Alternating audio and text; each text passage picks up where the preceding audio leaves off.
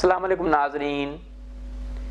आज का जो मौजू है वो है गुलाब के हवाले से कि गुलाब अगर खुशी हो, कोई गमी हो, कोई त्यौहार हो तो हम गुलाब का खुशी और गमी में इसका इस्तेमाल करते हैं। तो गुलाब के कितने फ़वाइद हैं।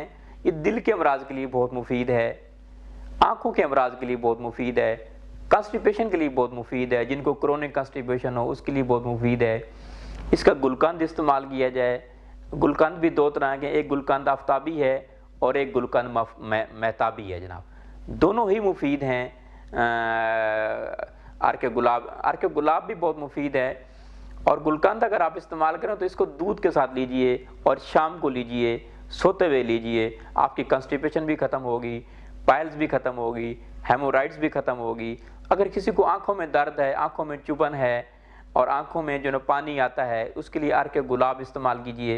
ये अर्क गुलाब में फटकड़ी डाल लीजिए। इसकी मिकदार जो है 50 ml अर्क गुलाब हो और 10 ग्राम फटकड़ी बरियाँ जो है वो आप डाल लीजिए और इसके ड्राफ्ट्स बनाइए।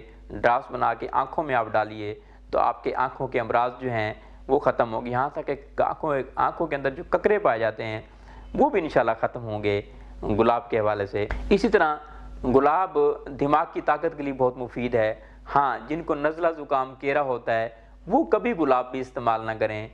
अच्छा, गुलाब की पत्तियाँ जो है आपके स्टमक के लिए बहुत मुफीद हैं, दिल के अमराज के लिए बहुत मुफीद हैं।